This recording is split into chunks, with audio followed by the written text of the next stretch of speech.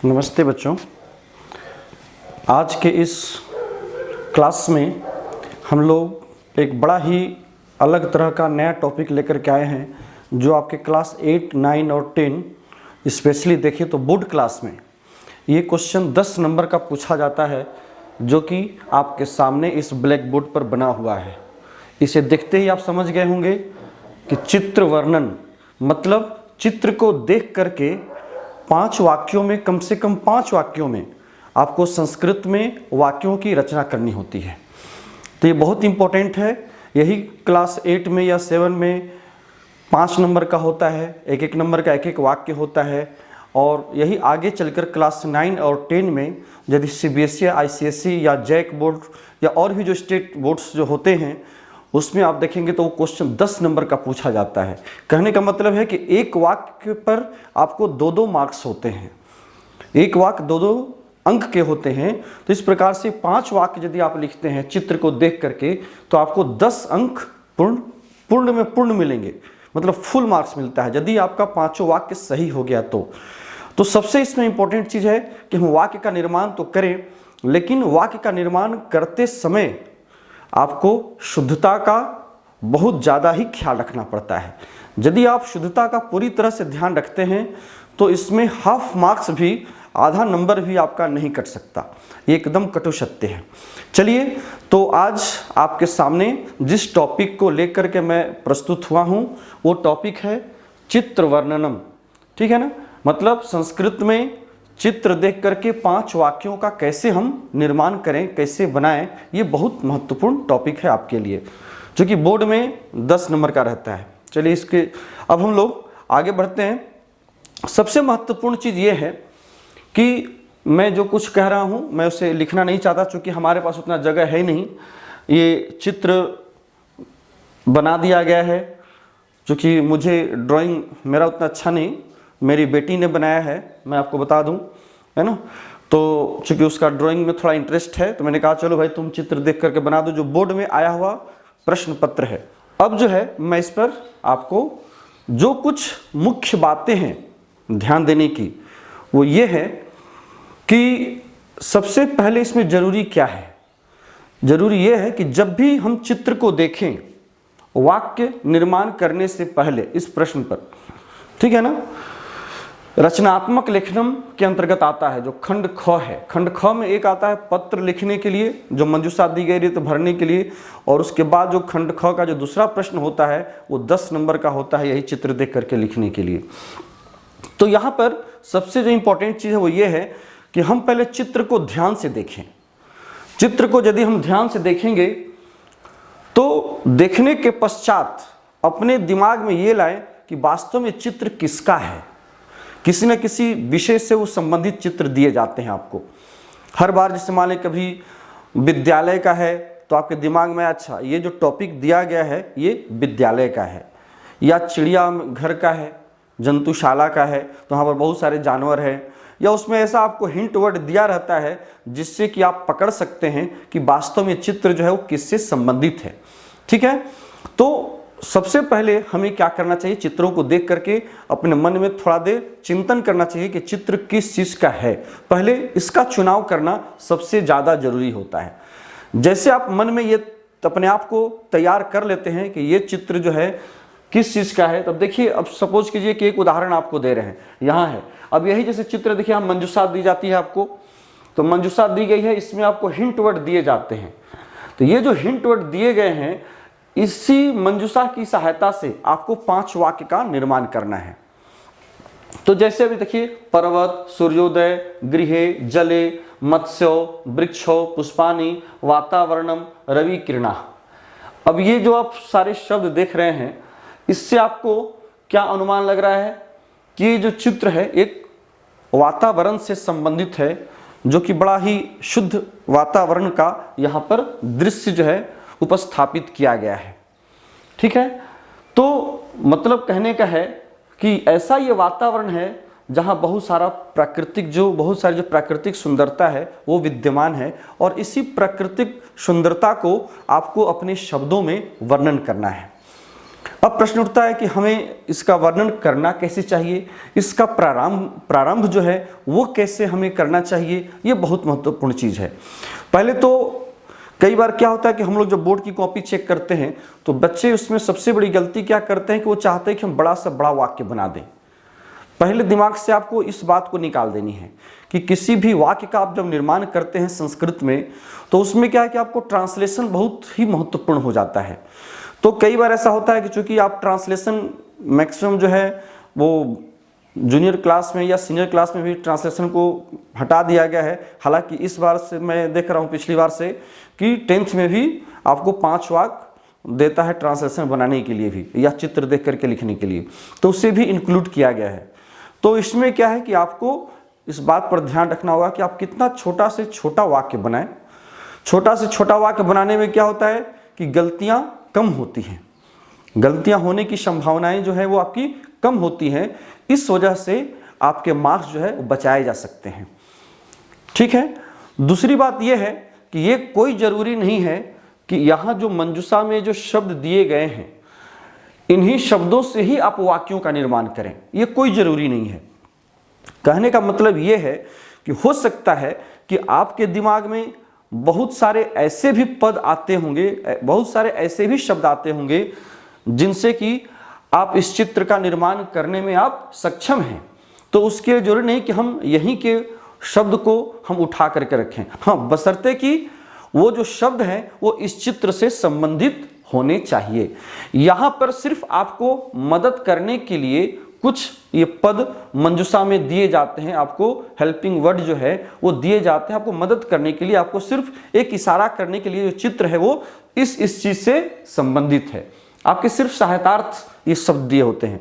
बहुत सारे शब्द हैं जो आप अपने मन में हो सकता है कि इसमें नहीं दिया हो और आपके मन में आते हो, तो उसकी सहायता से आप 5 वाक्य का निर्माण कर सकते हैं। उसके लिए आपका अंक नहीं काटा जाता है। ठीक है। तो इसमें ये चीज है। तो जो जो चीजें से महत्वपूर्ण है वो मैं आपको बताते चल रहा हूं, उसे आप ध्यान से सुनिए और हो सके तो आप नोट डाउन भी कर सकते हैं, लिख भी सकते हैं। तो पहली बात मैंने क्या बताया? पहली बात ये बताया कि ये पहले आपको सर्वप्रथम ये सोचना है कि ये चित्र किस चीज से संबंधित है। टॉपिक दिमाग में पहले ये लाना है। जब ये दिमाग में बातें बैठ जाएंगे कि ये चित्र जो है जंतुशाला का है, विद्यालय का है या प्राकृतिक वातावरण का है, तो ये जब माइंड में जब तय कर लीजिएगा तब आप मंजूषा को देखिए। ठीक है ना। मंजूषा को देखने के पश्चात आपको बहुत सारे ऐसे क्लू जो हैं वो मिल जाएंगे जिससे कि आपको वाक्य का निर्माण करने में आपको आसानी लगेगा। ठीक है ना।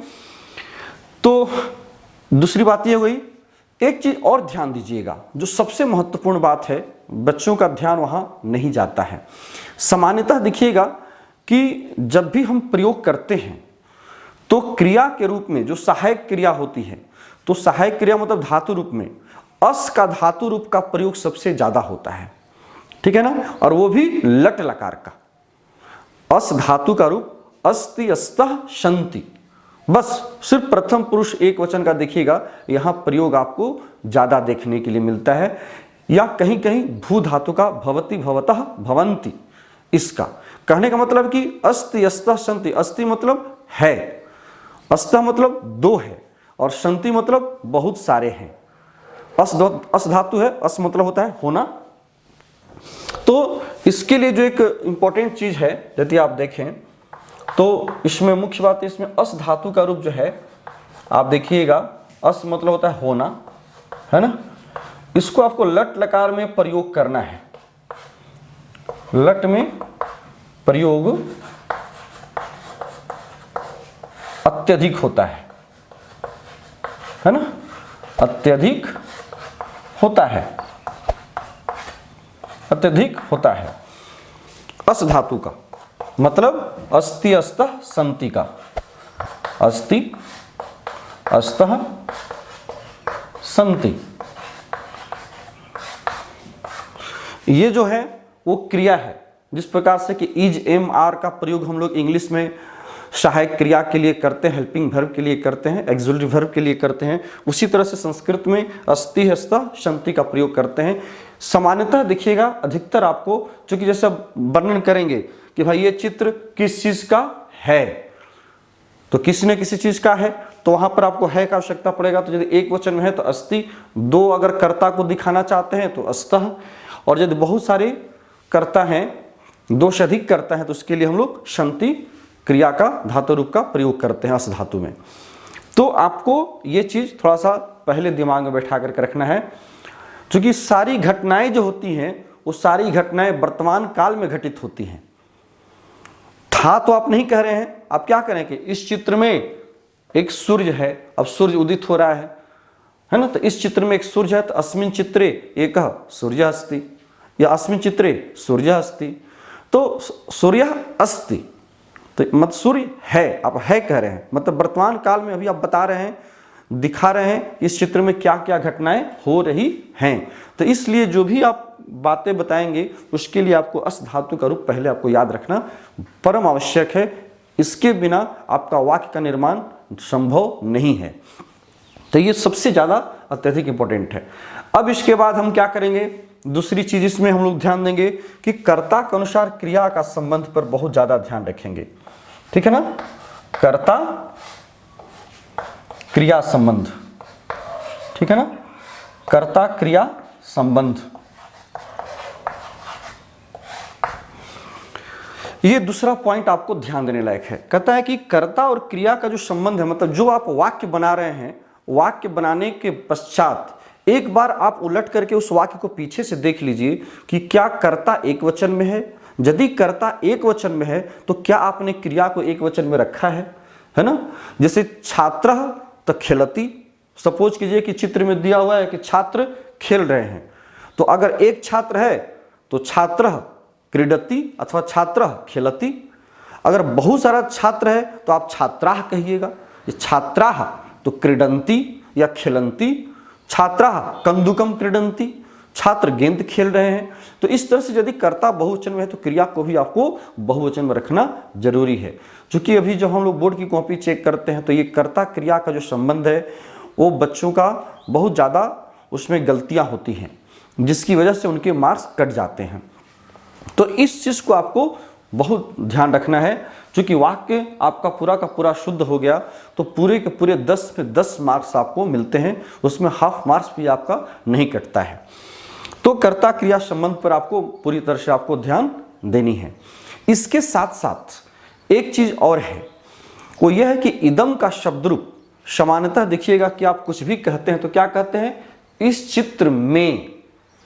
इस चित्र में मतलब कहने का है इसमें, इस चित्र में। तो इस मतलब क्या, यह का ही बदला रूप होता है इसमें मतलब यह में। तो यह का जो शब्द रूप चलता है वो इदम का शब्द रूप है ना, और भी है। तो सामान्यतः इदम ज्यादा प्रचलित है तो इसका प्रयोग आप अधिकतर आप कर सकते हैं। तो अयम इमो इमे इसका शब्द रूप चलता है। तो आप क्या कह रहे हैं कि इस चित्र में कह रहे हैं, मतलब में पेपर सप्तमी विभक्ति आपको इदम के शब्द रूप में, इदम का जो शब्द रूप है ये इदम का पुल्लिंग में, क्योंकि पुल्लिंग नपुंसक लिंग में सामान्यतः वही होता है। तो इदम के पुल्लिंग में आपको सप्तमी एक वचन का प्रयोग ज्यादा करना है। ठीक है, तो उसमें क्या हो जाएगा कि इदम मतलब इसमें। तो अस्मिन जो है चूंकि वो सर्वनाम है तो कोई न कोई उसकी संज्ञा होगी। तो संज्ञा क्या है, चित्र, मतलब इसमें, चित्र में। आपको ये ध्यान रखना है। इसे हम हटाते हैं, ये आप नोट कर लिए होंगे। एक बार आप इसका स्क्रीनशॉट ले लें तो ज़्यादा अच्छा है, ताकि फिर आपको समझने में आसानी होगी। ठीक है, यहाँ देखते हैं, क्योंकि अभी ऑप्शन को रखे हुए हैं। कहने का मतलब है कि जब आप सपोज के आपको हिंदी में हम लिख रहे हैं, आपके दिमाग में आएगा कि इस चित्र में, ठीक है ना। दो तरह से आप इस बात को रखते हैं। एक तो ये कहते हैं कि यह चित्र विद्यालय का है, या यह चित्र शुद्ध वातावरण का है, या यह चित्र प्रकृति का है। एक तो ये होता है उस टॉपिक को बताने का कि भाई ये जो टॉपिक दिया हुआ है चित्र का वो किस चीज से संबंधित है। तो उसमें आप दो तरह से इसको आप कहते हैं, या तो इस चित्र में, जैसे सपोज करिए कि यही आपका है, मैं इसी का वर्णन कर रहा हूं। ठीक है, तो इस चित्र में क्या क्या है, अब देखिए आपके सपोज कि हमारे दिमाग में नहीं कुछ आ रहा है, हमको क्लू कुछ नहीं मिल रहा है, क्योंकि क्वेश्चन पेपर में हो सकता है प्रिंट भी आपको अच्छा नहीं मिला हो, यहाँ तो कुछ कुछ आपको पता चल भी रहा होगा, है ना, क्योंकि चौक से बनाया हुआ है पिक्चर। तो जैसे अब यहाँ फिर भी हम मंजूषा की सहायता ले सकते हैं। तो यदि आप मंजूषा की सहायता लेते, देखिए पर्वत है, सूर्योदय है, मतलब यहाँ सूर्योदय हो रहा है, यहाँ पर्वत भी है, ठीक है ना। इसके बाद जले, मत्स्यो, गृहे, मतलब दो घर है, गृहम गृहे, गृहम गृहे गृहानी, गृह कहने से मतलब दो घर है। अब देखिए यहाँ पर कर्ता दो हो जा रहा है। इस प्रकार से जल में, तो जल का यहाँ देखिए चित्र बना हुआ है। मत्स्यो मतलब दो मछलियाँ होंगी, है ना, ये देखिए दो मछलियाँ हैं, यहाँ पर दो मछलियाँ तैर रही हैं। आपको यहाँ क्रिया नहीं दी गई है, तो उतनी क्रिया को आपको अपने तरफ से लगाना होगा। फिर दो वृक्ष हैं, बहुत सारे फूल हैं। रवि किरणा, रवि मतलब सूर्य, सूरज की किरणें निकल रही हैं।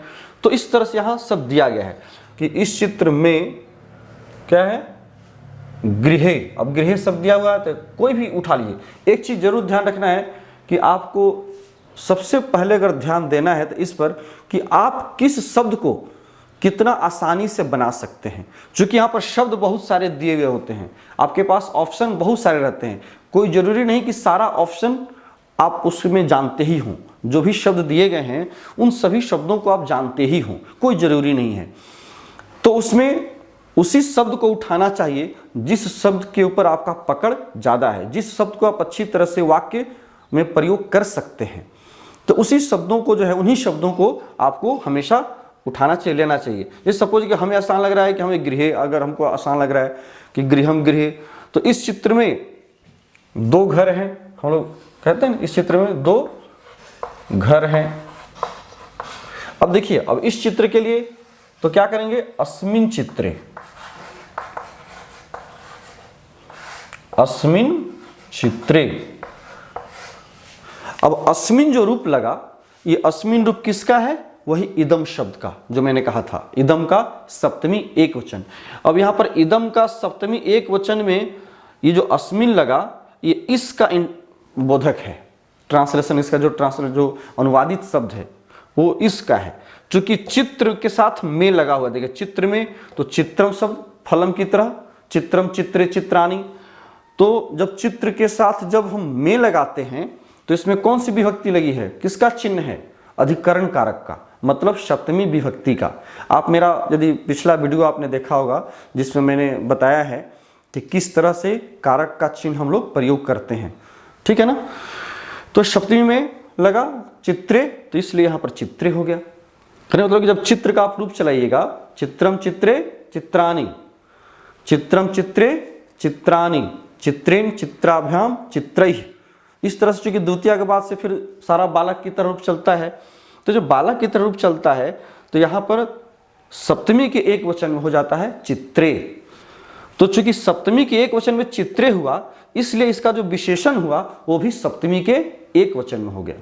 और चूंकि अस्मिन जो है ये क्या है, यह विशेषण है चित्र का।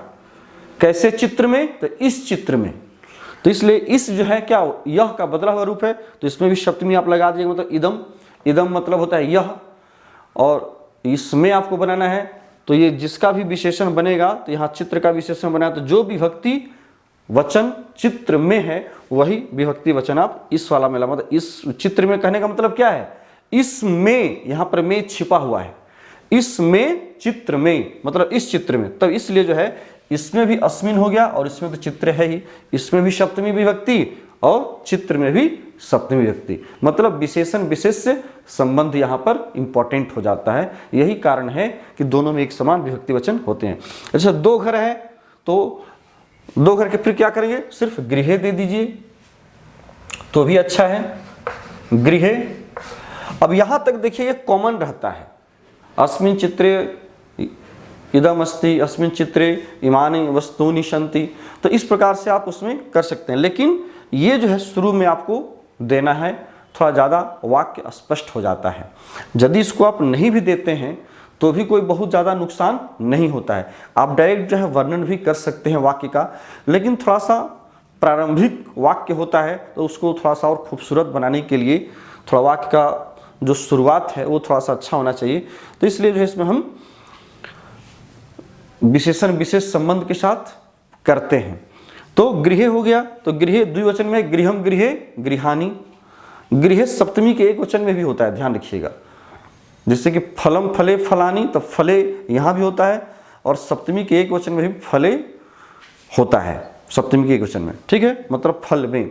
तो यहाँ पर लेकिन जो गृह शब्द है ये कर्ता के रूप में प्रयुक्त है द्विवचन में। तो गृह मतलब दो घर, और है के लिए फिर अस्तः, वही जो मैंने आपको शुरू में कहा था, अस्ति अस्तः शन्ति।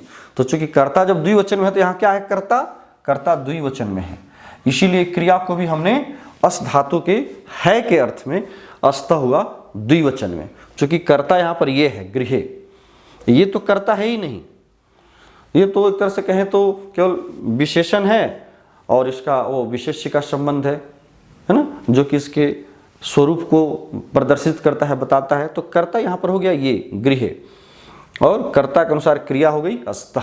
बस शुरू में आपका इतना ही काफी है। तो इस चित्र में गृह अस्तः दो घर हैं, और भी यदि इसको आप स्पष्ट करना चाहते हैं तो द्वे दे सकते हैं, द्वे गृह। इस चित्र में द्वे, यहाँ आप चाहें तो द्वे दे सकते हैं, द्वि का शब्द रूप नपुंसक लिंग में, तो द्वे गृह अस्तः, और आपको अच्छा हो जाएगा। तो कहने का मतलब है कि इस तरह से हम शुरुआत कर सकते हैं वाक्य का। एक तो ये चीज है, दूसरा है कि इसको यदि आप इस तरह से नहीं कर सकते हैं तो दूसरी तरह से भी कहने का आपका तरीका है। दूसरा इसका क्या, इसका तरीका हो सकता है, दूसरा है यह चित्र, पहले इसे हम हिंदी में लिख दे रहे हैं, यह चित्र वातावरण का है, ठीक है ना, यह चित्र वातावरण का है। मतलब इसमें वातावरण को बताया गया है कि किस तरह का वातावरण है, क्या है। पूरे यदि आप चित्र को देख करके जो निष्कर्ष निकालिएगा, इसमें केवल जो है शुद्ध वातावरण का इसमें वर्णन किया गया है। तो आपको उतना ज़्यादा भी बड़ा वाक्य नहीं बनाना है, सिर्फ आपको वाक्य जो बनाना है उसमें सिर्फ ये पता चल जाए, उसका अर्थ स्पष्ट हो जाए, कर्ता और क्रिया का संबंध पता होना चाहिए कि शुद्ध है या शुद्ध है।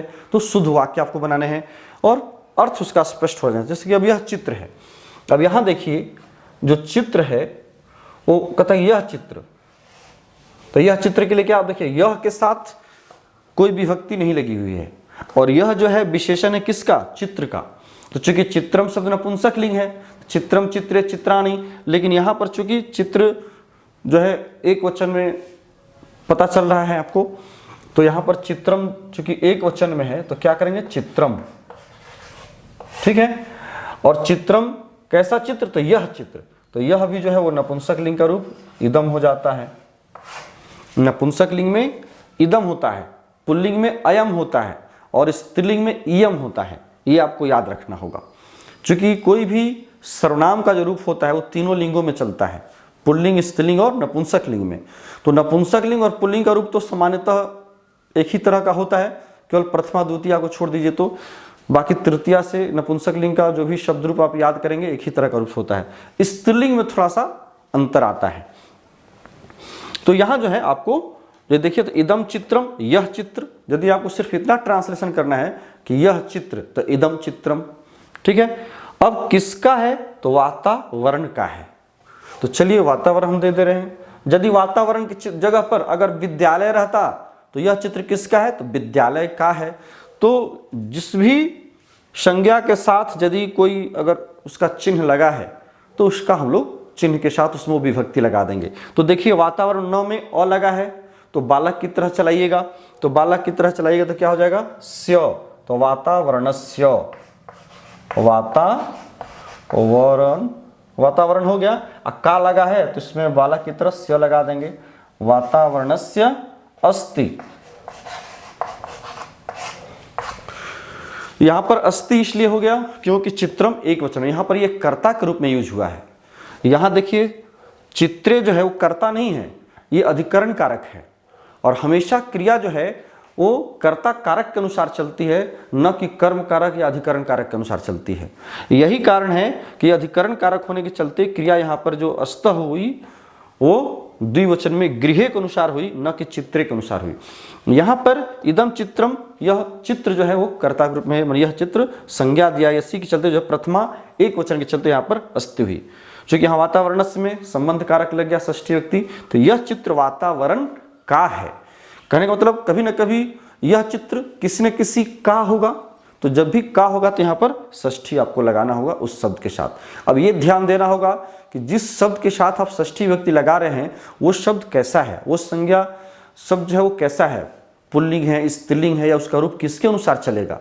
अगर आकारांत है तो लता की तरह चलाएंगे स्त्रीलिंग है तो, अगर अकारांत पुल्लिंग है तो बालक की तरह चलाएंगे, अगर उकारांत है तो साधु की तरह चलाएंगे, ईकारांत है पुल्लिंग है अगर तो मुनि की तरह चलाएंगे। तो कहने का मतलब कि उसके रूप को पहले आपको देखना होगा जिसमें आप विभक्ति लगाते हैं, ये बहुत जरूरी होता है। क्योंकि एक तरह से समझिए कि आपके ये जो वाक्य बनाते हैं इसमें कहीं ना कहीं ट्रांसलेशन जो हम लोग सीखते हैं वो जरूरी होता है। ट्रांसलेशन का आपका शुरुआती जो बेसिक चीज़ें हैं वही यहाँ पर आपको काम देता है।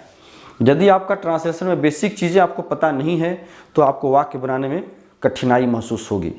तो उस कठिनाई से अपने आप को यदि बचाना है तो थोड़ा सा अनुवाद का भी प्रैक्टिस करना होगा। क्योंकि क्लास 10 में देखेंगे तो अब अनुवाद भी पूछा जाने लगा है। सीबीएसई के क्वेश्चन में देखेंगे, पिछले साल का आप क्वेश्चन देखिए तो उसमें जो है ट्रांसलेशन पूछा गया है, 5 नंबर का ट्रांसलेशन और 5 नंबर का चित्र देख करके लिखना, इस तरह से। तो यहाँ जरूरी है कि थोड़ा सा अनुवाद पर आपको प्रैक्टिस करना है और प्रयास करेंगे कि हम नेक्स्ट जो आपका वीडियो आपके सामने आएगा उसमें इन चीज़ों को और हम विस्तार से काफ़ी करेंगे, ताकि आपका ये 10 नंबर का जो क्वेश्चन है वो छूटे नहीं। तो इस तरह से हम इन चीज़ों को बना सकते हैं। तो मन में जो विचारें आती हैं सर्वप्रथम तो आपको अपनी भाषा में आती हैं। यदि हिंदी आपकी मातृभाषा है तो इसीलिए उसे मातृभाषा कहा जाता है। पहले उस चीज़ को हम उसी में समझते हैं, फिर उसको हम लोग मन ही मन अनुवाद करके उसको हम लोग फिर क्या करते हैं, दूसरी भाषा में उसको हम लोग बदलते हैं। तो यहाँ वही है, आपने मन में सोचा और फिर उसको आपने इस तरह से बनाया। अब चलिए देखिए इस तरह से और कैसे हम लोग बना सकते हैं। इसे भी आप चाहें तो स्क्रीनशॉट ले सकते हैं।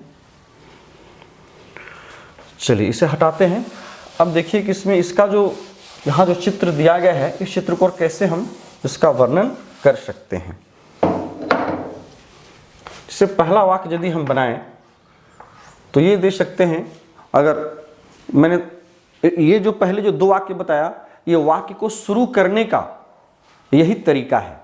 जब भी आप चित्र देख करके कोई वाक्य बनाना शुरू करते हैं तो शुरुआत इसी तरह से करना चाहिए कि यह चित्र विद्यालय का है या यह चित्र जंतुशाला का है ना, इस तरह से। यदि अगर पता चल जाता है तो, और कई बार ऐसा होता है कि इस तरह से उसका कोई शीर्षक नहीं मिल पाता है तो कोई बात नहीं, आप डायरेक्ट वाक्य भी शुरू कर सकते हैं कि यहाँ देखिए एक चीज़ और है मैं आपको बताना चाहता हूँ।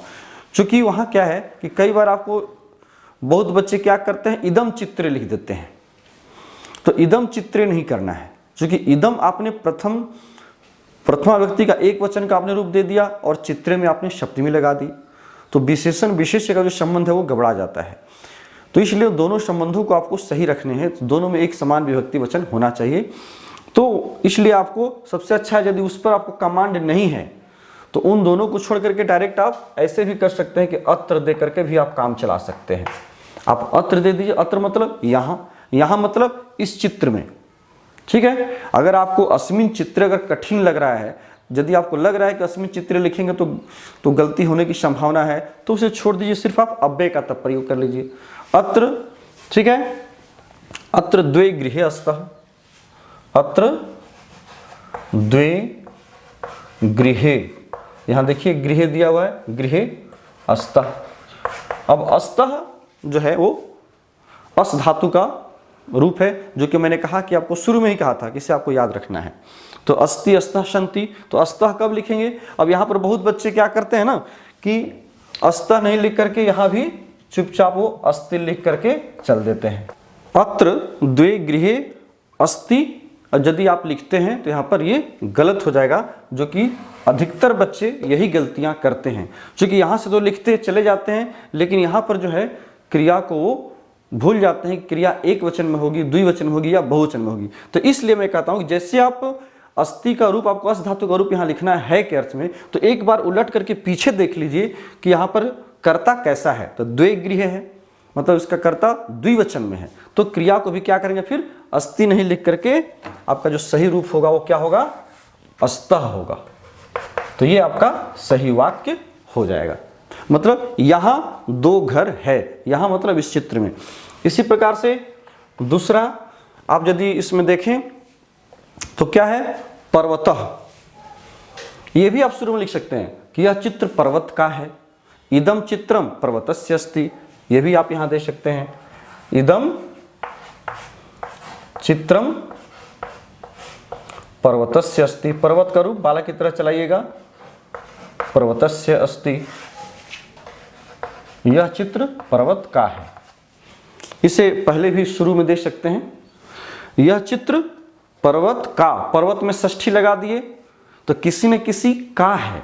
जैसे आप इदम चित्रम, मतलब इसमें जब प्रथमा व्यक्ति जब आप लगाएंगे, क्योंकि चित्रम में प्रथमा है तो इदम भी प्रथमा हो जाएगा। तो जैसे इदम चित्रम में, चूंकि दोनों में विशेषण विशेष संबंध है, प्रथमा व्यक्ति है एक वचन में, तो इसलिए यहां भी क्रिया भी चित्रम के अनुसार अस्ति हो गई। लेकिन यह चित्र है, यदि इस पर्वत शब्द को थोड़ा देर के लिए भूल जाइए तो क्या अर्थ हुआ, यह चित्र है, इदम चित्रम अस्ति। क्या इससे आपका अर्थ निकल रहा है वाक्य का? नहीं निकल रहा है। तो यह चित्र है मतलब किसका है, एक प्रश्न उठता है, यह चित्र है मतलब किसका है, किसी न किसी वस्तु का है। तो वो वस्तु क्या है, यह चित्र पर्वत का है, तब ज्यादा अर्थ स्पष्ट होता है। तो इसलिए कम से कम आपको एक ऐसा शब्द देना चाहिए जिससे कि वाक्य का अर्थ पूर्णतः निकले। ठीक है, तो इदम चित्रम ये भी आपका कॉमन हो जाता है। तो इदम चित्रम के लिए आप अत्र भी यहाँ इसकी जगह पे यूज कर सकते हैं। फिर इसी तरह से आप तीसरा दे सकते हैं। अब आप यदि यहाँ देखें तो अब कहता है वृक्षो, यहाँ पर देखिए 2 वृक्ष हैं। वृक्षो देने से ही पता चल रहा है कि ये जो कह रहा है वो आपको जो ऑप्शन दिया गया है वो वृक्षो दिया गया है, मतलब 2 वृक्ष, वृक्ष वृक्षो वृक्षा, वृक्ष एक वचन में, वृक्षो द्विवचन में और वृक्षा बहुवचन में। तो यहाँ वृक्षो दिया है मतलब कर्ता को बता रहा है कि यहाँ पर 2 कर्ता आपको प्रयोग करना है। तो जैसे वृक्षो 2 कर्ता जब 2 हो जाएंगे तो क्रियाएं भी आपकी द्विवचन में होंगी। तो यदि इसी को यदि आप ले लें इसे, तो अत्र मतलब यहां इस चित्र में अत्र वृक्षौ, अत्र वृक्षौ अस्तः। देखिए एकदम इस तरह से बना, यहां 2 वृक्ष हैं, वृक्षों के जगह पर आप 2 वृक्षों भी कर सकते हैं। लेकिन यदि 2 पर आपको कमांड नहीं है, यदि संख्यावाची शब्द का रूप चलाने पर, तब उससे अच्छा है कि आप डायरेक्ट जो ओरिजिनल रूप है संज्ञा का उसी को लिख दीजिए। यदि आपको पता है कि यदि संख्यावाची शब्द को आप शब्द रूप की तरह उसको चला सकते हैं, क्योंकि उसे चलाने में कई बार गलतियां होती हैं, कई बार बच्चे 2 वृक्षों करते हैं या 2 वृक्षों, तो उसका विशेषण आप संख्यावाची विशेषण का प्रयोग नहीं भी करें, डायरेक्ट वचन का प्रयोग कर दें तो भी आपका काम चल जाता है। तो अत्र वृक्षौ अस्तः इस तरह से दे सकते हैं। इसी प्रकार से फिर आप और चौथा वाक्य आप दें।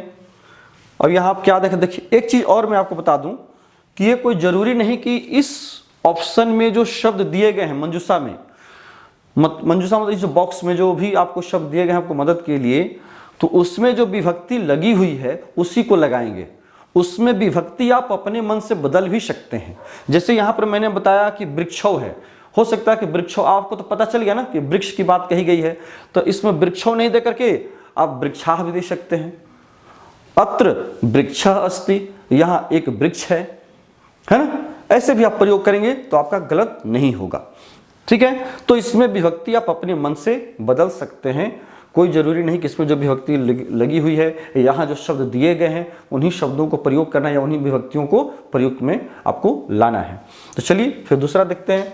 जैसे यहाँ पर सपोज यहाँ पुष्पानी दिया हुआ है, जब पुष्पानी देंगे तो आपकी जो क्रिया है उसको फिर बहुवचन में ले जाना होगा, क्योंकि पुष्पम पुष्पे पुष्पानी है ना, यहाँ बहुत सारे फूल भी हैं। तो चित्रे भी डायरेक्ट आप लिख सकते हैं, अस्मिन मत लिखिए, आप चित्रे भी दे दीजिए। जैसा कि मैंने पहले बताया था अस्मिन चित्रे, तो अस्मिन को आप छोड़ दीजिए, आप चित्रे भी लिखेंगे तो भी आपका सही होगा। डिपेंड करता है कि आपको ट्रांसलेशन पर कितना कमांड है। जितना आपको ट्रांसलेशन पर, अनुवाद पर कमांड होगा, हिंदी से संस्कृत में ट्रांसलेट करने के लिए या संस्कृत से हिंदी में ट्रांसलेट करने के लिए, उतना ही अच्छा से अच्छा आप वाक्य का निर्माण कर सकते हैं। जैसे कि बहुत बच्चे क्या करते हैं कि इदम चित्रे लिखते हैं, तो उससे अच्छा है कि इदम को भी छोड़ दीजिए और अस्मिन को भी छोड़ दीजिए, डायरेक्ट आप चित्रे भी लिख दीजिए, तो भी आपका मार्क्स नहीं कट सकता है। तो चित्रे मतलब चित्र में क्या है, पुष्पानी, तो पुष्पानी, तो पुष्पानी लिख दीजिए।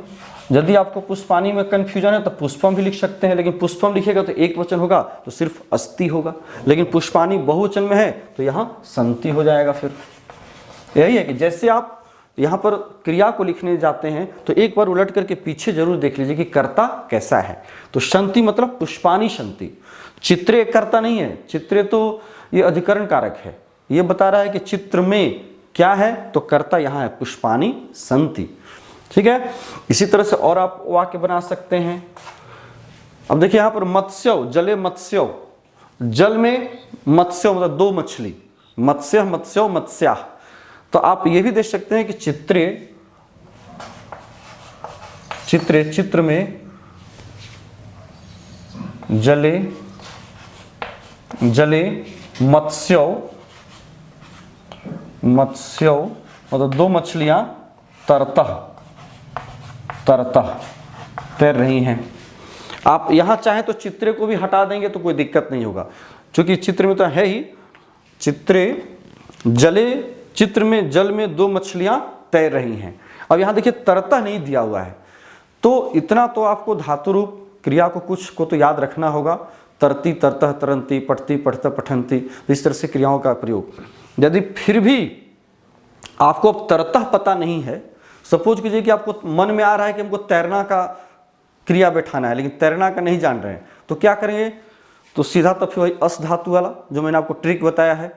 तो यहाँ पर जल में दो मछलियां हैं, अब तैर रही हैं, हमसे नहीं बन रहा है। सपोज कीजिए कि तैरना का आपको संस्कृत नहीं आता है, तो क्या करेंगे, तो सोचिए कौन सा शब्द है जो आप जान रहे हैं।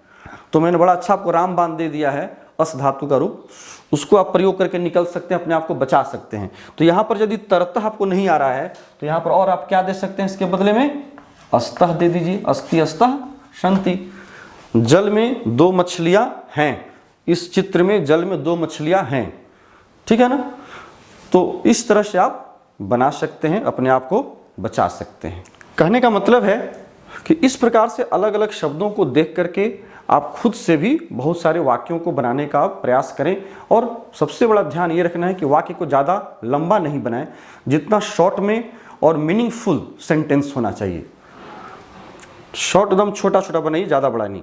इस तरह से और भी इसमें वाक्य आपका जितना यहाँ दिया हुआ है, जैसे सूर्योदय, मतलब इस वर्ड से पता चल रहा है कि यहाँ पर क्या हो रहा है, सूर्योदय हो रहा है। सूर्य का चित्र दिया हुआ है, प्रातः काल का समय है, तो दे देंगे चित्रे सूर्योदय भवती। अब देखिए यहाँ पर अस्ति का प्रयोग करेंगे तो उतना अच्छा प्रतीत नहीं होता है, क्योंकि यहाँ सूर्योदय है तो नहीं, सूर्योदय हो रहा है। तो यदि भवती भू धातु का प्रयोग करें, वो भी होने के ही अर्थ में होता है, लेकिन वो ये होता है कि अभी क्रियाएं काम चल रही हैं अभी भी, तो भवती का प्रयोग दे सकते हैं तो ज़्यादा उचित होगा। तो अत्र चित्रे सूर्योदय भवती, चित्र में सूर्योदय हो रहा है। इस तरह से आप वाक्य बना सकते हैं।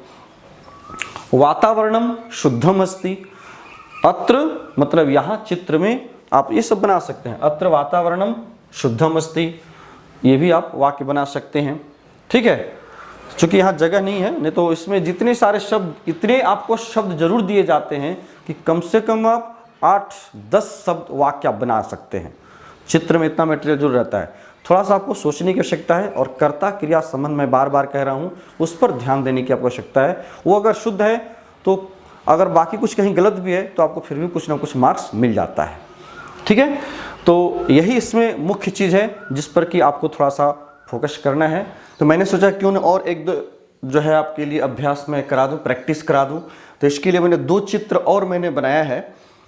जैसा कि मैंने आपको पहले भी बताया है कि इस चित्र में अपने मन से भी आप शब्दों को लेकर के वाक्य के रूप में उससे आप प्रयोग कर सकते हैं, वाक्य बना सकते हैं, ये जरूरी है। इसमें दिए हुए शब्दों में भी आप अपने से परिवर्तन कर सकते हैं। जो शब्द में जो विभक्ति लगी हुई है पहले से, उसमें लगी हुई विभक्ति को आप विभक्ति अपने से बदल भी सकते हैं। ऐसा कोई जरूरी नहीं कि जो विभक्ति इन सभी पदों में लगी हुई है वही विभक्ति रहने दीजिए, आपको ऐसा नहीं। आप अपनी सुविधा देखिए कि शुद्ध वाक्य बनाना है, तो शुद्ध वाक्य बनाना है तो उसमें किस तरह से हम बना सकते हैं। चलिए फिर दूसरा उदाहरण इसमें देखते हैं। जैसे कि अब इस चित्र को देखने के बाद लग रहा है कि वर्षा हो रही है, तो वर्षा हो रही है तो ये सामान्यतः ये पता चल रहा है कि वर्षा हो रही है तो मतलब ये बरसात का सीन है, बरसात का दृश्य है, चित्र है, तो इस तरह से हम लोग बनाएंगे। और यहाँ आप देखेंगे भी तो ऑप्शन से पता चल जा रहा है कि इसमें ये वर्षा ऋतु का है। तो पहला ही बनाएंगे कि इदम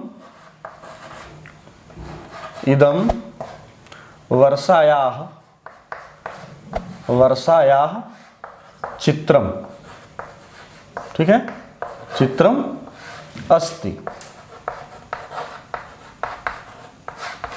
ठीक है। इदम यह मतलब यह चित्र, यहां चित्रम भी लिख सकते थे, ठीक है ना, लेकिन कई बार कहीं लिखना चाहिए, कहीं नहीं भी लिखना चाहिए, क्योंकि भाव समझ में आ जाना चाहिए कि आप क्या कहना चाहते हैं।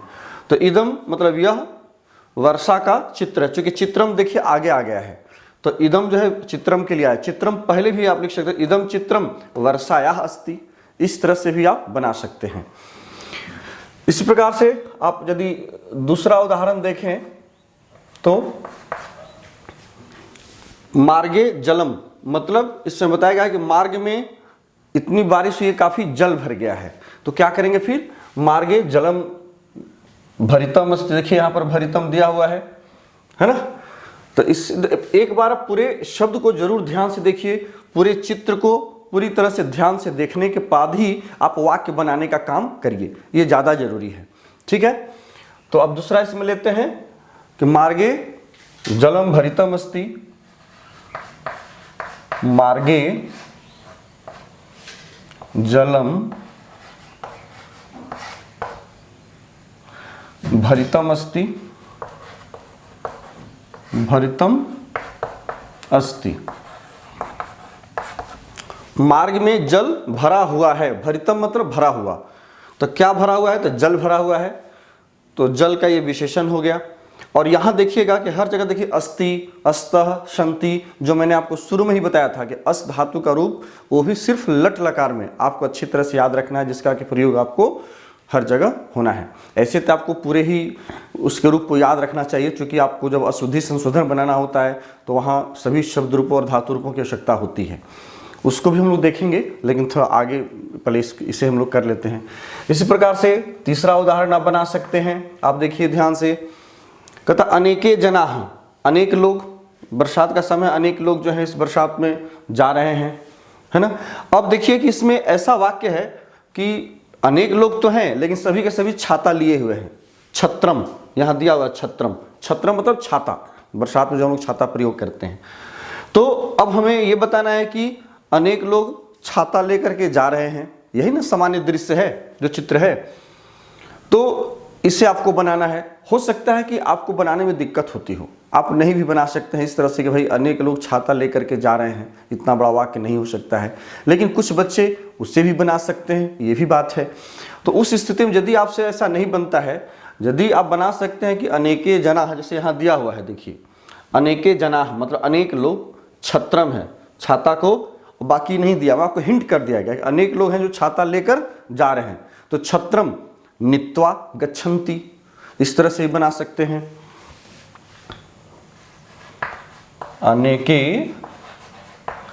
अनेके जनाः, अनेके जनाः, तो छत्रम तो एक छाता हो जाएगा। अब यहाँ पर देखिए छत्रम सिर्फ एक का बोध करा रहा है, लेकिन यहाँ पर तो एक छाता नहीं है, अगर अनेक लोग हैं तो अनेक छाते भी होंगे, है ना।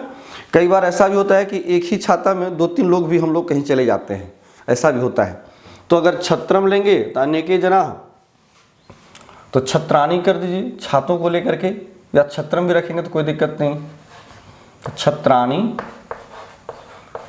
नीत्वा गच्छन्ति, नीत्वा मतलब लेकर, और गच्छन्ति मतलब जा रहे हैं, ठीक है। अनेके जनाः छत्राणी नीत्वा गच्छन्ति, नीत्वा त्वा प्रत्यय हमने पढ़ा है इससे पहले कर के अर्थ में, तो नी मतलब ले जाना, और कत्वा लगा दिए तो कर के अर्थ में तो लेकर। तो ये देखिए जो भी प्रत्यय पढ़ते हैं उसका उद्देश्य यही होता है। इसका देखिए हर जगह आपको ट्रांसलेशन में भी या चित्र देख करके लिखने में भी आपको काम आएगा। क्योंकि सीबीएसई बोर्ड में आपने देखा होगा प्रश्न पत्र गत वर्ष का, तो उसमें आपको 5 नंबर का अनुवाद भी पूछने लगा है ना, ट्रांसलेशन संस्कृत में जो है हिंदी से संस्कृत में करने के लिए, और चित्र देख करके लिखने के लिए। तो जरूरी है कि आप ट्रांसलेशन जरूर ठीक रखें, उससे दोनों काम आपका सॉल्व हो जाएगा, ठीक है। तो अनेके जनाः छत्राणी नीत्वा गच्छन्ति अनेक लोग छाते लेकर के जाते हैं, या ये भी दे सकते हैं कि अनेके जनाः गच्छन्ति। आपको बहुत ज़्यादा अगर लग रहा है कि अगर आप इस तरह का वाक्य नहीं बना सकते हैं, यदि गलती होने की संभावना है, तो आप सीधा बना दिए अनेके जनाः गच्छन्ति, अनेक लोग जा रहे हैं। अत्र छत्रम अस्ति, यहाँ छाता भी है। इसको दो बार में भाग में आप तोड़ करके कह सकते हैं, ठीक है ना। अनेक लोग जा रहे हैं, अत्र छत्रम अपि अस्ति, यहाँ छाता भी है। बस इसको दूसरे वाक्य में कह सकते हैं। कई बार ऐसा होता है कि बड़े बड़े वाक्यों को हम लोग दो वाक्यों में भी बदल सकते हैं, कोई इससे दिक्कत नहीं है, बशर्ते कि आपका शुद्ध वाक्य होना चाहिए। इस प्रकार से आप चौथा बना दीजिए। और यहाँ पर क्या क्या है, अब देखिए मोटर यान है, गाड़ी जा रही है, बरसात का समय, उसी में गाड़ी भी जा रही है। तो अत्र सीधा यहाँ लिख दीजिए अत्र मोटर यानम। देखिए मोटर यान है, यहाँ भी ऑप्शन में दिया गया है अत्र मोटर यानम, अत्र मोटर यानम अस्ति, यहाँ मोटर यान भी है, ठीक है। और एक वाक्य आपको और बनाने हैं पांचवा वाक्य में। तो और यहाँ पर क्या क्या है देख लीजिए, मोटर यानम है, द्वे कन्ये, दो कन्याएं हैं। देखिए ये दो कन्या मतलब बालिका, लड़कियां, तो दो कन्या यहाँ पर हैं। तो यहाँ भी ऑप्शन में दिया गया है द्वे कन्ये, तो यहाँ दे दीजिए द्वे कन्ये। अत्र यहाँ, अथवा चित्रे भी लिख सकते हैं, चित्र में, वो भी आप प्रयोग कर सकते हैं, डायरेक्ट आप चित्रे भी लिख सकते हैं। चित्र में द्वे कन्ये, द्वे कन्ये मतलब दो बालिकाएं, दो कन्याएं। अब ये ध्यान रखना है कि कर्ता यहाँ पर क्या है, द्वे कन्ये, तो यहाँ अस्ति होगा नहीं, अस्ति नहीं होगा, अस्तः होगा, क्योंकि कर्ता द्विवचन में है। कन्या, कन्ये, कन्या, कन्या का रूप लता की तरह चला, तो यहाँ भी क्या करेंगे, द्वे कन्ये, तो अस्तः। संति भी नहीं होगा। यदि आप संति देना चाहेंगे तो संति तब होता जबकि यहाँ पर अनेकाः कन्याः रहता, है ना, या अनेकाः भी नहीं रहता, सिर्फ कन्याः रहता। चित्र में बहुत सारी कन्याएं हैं या खेल रही हैं, तब आप फिर यहाँ पर संति दे सकते थे। लेकिन अस्ति देने का मतलब कि दो कन्या का बोध हो रहा है, कर्ता यहाँ पर द्विवचन में है, इसलिए आपको यहाँ पर अस्ति, अस्तः, ठीक है ना। तो इस तरह से आप वाक्य बना सकते हैं। अब चलिए नेक्स्ट, ये जो आपका जो तीसरा चित्र है, इसको भी हम लोग देख लें। अब देखिए इसमें जो चित्र दिया गया वास्तव में वन का चित्र है ना। ये जो है वर्षा ऋतु का चित्र है ऊपर वाला, नीचे वाला जो है वन का है। तो वन का दृश्य तो आप सीधा लिख सकते हैं इदम, इदम चित्रम वनस्य अस्ति, इदम चित्रम वनस्य अस्ति। यह चित्र किसका है, तो वन का है ना, यह चित्र वन का है। तो यह चित्र, तो इदम चित्रम, इसके आगे कोई सप्तमी या षष्ठी का रूप लगाने की जरूरत नहीं है, क्योंकि खुद ही यह कर्ता के रूप में स्वतंत्र प्रयोग है। तो इदम चित्रम, यह चित्र किसका है, वन का है। यहां पर देखिए वने लिखा हुआ है, इसमें सप्तमी है, लेकिन मैंने क्या किया, वनस्य कर दिया। आपको अपने अनुसार वाक्य बना सकते हैं, इसके लिए कहीं कोई दिक्कत नहीं। आपको हिंट मिल गया, क्योंकि देने वाले ने किस उद्देश्य में दिया है वो जान रहा है। आप किस पर्पस को लेकर के वाक्य को बना रहे हैं या आप जान रहे हैं। तो चूंकि बनाना आपको है, देने वाले ने तो दे दिया है, जिस शिक्षक ने दिया है वो तो अपना कुछ सोच करके दिया होगा, लेकिन आप जो सोच रहे हैं अपने अनुसार बनाइए, उसमें कहीं कोई दिक्कत नहीं है। तो वने को आप वनस्य भी कर सकते हैं, वन का, ठीक है। हो सकता है कि जैसे वन में ये उनका उद्देश्य होगा शिक्षक का पूछने का, तो आप अब फिर इसमें दे सकते हैं कि वने, यह चित्र वन का है। दूसरा वाक्य इसमें आप बना सकते हैं, ये पहला हो गया। दूसरा इसमें बना सकते हैं वने, वने, देखिए वने का प्रयोग यहाँ हो गया। वन में क्या क्या है, यहाँ देखिए सर्पः अस्ति, तो छोटा छोटा वाक्य आप बना सकते हैं। वने सर्पः अस्ति, वन में एक सर्प है ना, यहाँ सर्प दिखाई दे रहा है आपको, यहाँ देखिए सर्प है। इसी प्रकार से ये भल्लुकः, अत्र तीसरा वाक्य बना सकते हैं, अत्र भल्लुकः, भालू, अत्र भल्लुकः, यहाँ देखिए भल्लुकः है, अत्र भल्लुकः अस्ति। अपि भी जोड़ सकते हैं, थोड़ा सा वाक्य सुंदर लगता है। यहाँ भालू भी है, अपि मतलब भी, भालू भी है, अस्ति। अत्र भल्लुकः अपि अस्ति, यहाँ भालू भी है, यहाँ दिया हुआ है भालू का। खगाह दिया हुआ है, बहुत सारे पक्षी यहाँ पर उड़ रहे हैं, देख रहे हैं बहुत सारे पक्षी हैं जो उड़ रहे हैं, तो ये भी आप देख सकते हैं। यहाँ पर देखिए मृग है, तो यहाँ पर मृगौ दिया हुआ है या मृगा है।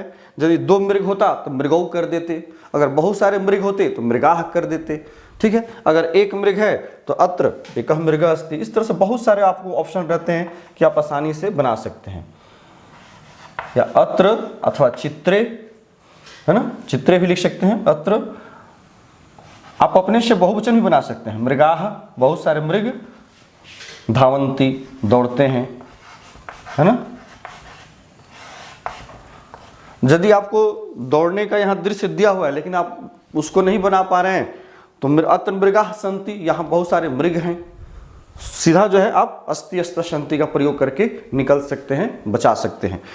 इसी प्रकार से और एक आप वाक्य 5वां बना सकते हैं, कोई भी एक बना लीजिए।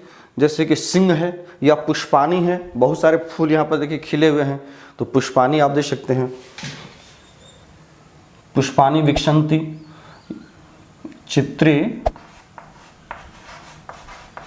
लिखने में थोड़ी सी दिक्कत हो रही है, जगह का अभाव है। चित्रे पुष्पानी, चित्रे पुष्पानी सन्ति, चित्र में फूल भी हैं, ठीक है।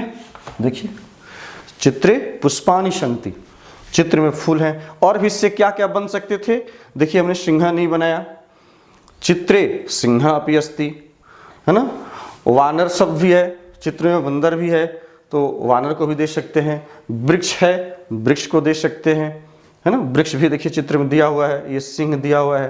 तो इस तरह से और भी इसमें ऑप्शन आपके पास है जो 2-4 वाक्य आप और बना सकते हैं आसानी से, ठीक है। लेकिन ध्यान यही रखना है कि ये जो आप वाक्य देख रहे हैं जो हम बना रहे हैं, सभी में प्रयास ये होता है कि बच्चों को अपने लेवल के अनुसार छोटा छोटा और सार्थक वाक्य बनाएं और शुद्ध बनाएं, ये ज़्यादा जरूरी है, ठीक है ना, क्योंकि इसमें शुद्धता ज़्यादा महत्वपूर्ण है। आपको ऑप्शन दिया है, ऑप्शन में विभक्ति आप अपने तरफ से बदल भी सकते हैं, जैसा कि मैंने आपको कई बार ये बात बताई है, ठीक है। और जो लिखने का जो स्टार्टिंग है मैंने आपको बता ही दिया है कैसे आपको स्टार्ट करना है वाक्य को। पहले यही प्रयास करना है कि पहले पहचान लेना है अच्छी तरह से, ध्यान से देख करके कि वास्तव में ये चित्र किस चीज़ का है। जैसे ये वर्षा का है तो वर्षा ऋतु दे सकते हैं, वर्षा ऋतु, यदि आप वर्षा ऋतु शब्द है तो साधु की तरह चलेगा। आप ये यदि मन में आ रहा है कि यह चित्र वर्षा ऋतु का है तो इदम चित्रम वर्षा ऋतोः अस्ति, है ना। या ऋतु आपको नहीं आ रहा तो वर्षा तो आ रहा है ना, तो वर्षा का रूप लता की तरह चला दीजिए, तो लता, लते, लताः, षष्ठी के एक वचन में लतायाः होता है, उसी प्रकार से वर्षायाः, जैसे कि मैंने यहाँ देखिए लिखा है वर्षायाः, वैसे यहाँ पर आपको ऑप्शन में दिया हुआ है, हो सकता है नहीं भी दिया हुआ हो तो भी कोई दिक्कत नहीं, यहाँ पर अपने से वर्षा का रूप लता की तरह चला के बना सकते हैं। तो इस तरह से आपको जितने सारे ऑप्शन दिए रहेंगे उससे आपको चुन करके बनाना है। तो चूंकि जगह कम था, इस कम जगह में मैंने प्रयास किया कि आपको ये 2 उदाहरण को मैंने और नया नया जोड़ दिया ताकि और आपका अभ्यास हो सके, ठीक है। आगे फिर हम नेक्स्ट टॉपिक के साथ आपसे मिलेंगे जो कि कुछ प्रत्यय बचे हुए हैं, फिर वाच्य है और भी ग्रामर के पार्ट्स हैं। मेरा उद्देश्य ये है कि पहले मैं व्याकरण को कंप्लीट कर दूं, फिर इसके बाद बुक और भी जो लेटर है या और भी सारी चीज़ें हैं उसे आपके सामने कंटिन्यू हम जारी रखें। चलिए तब तक के लिए आज्ञा दीजिए, बहुत बहुत धन्यवाद, थैंक यू।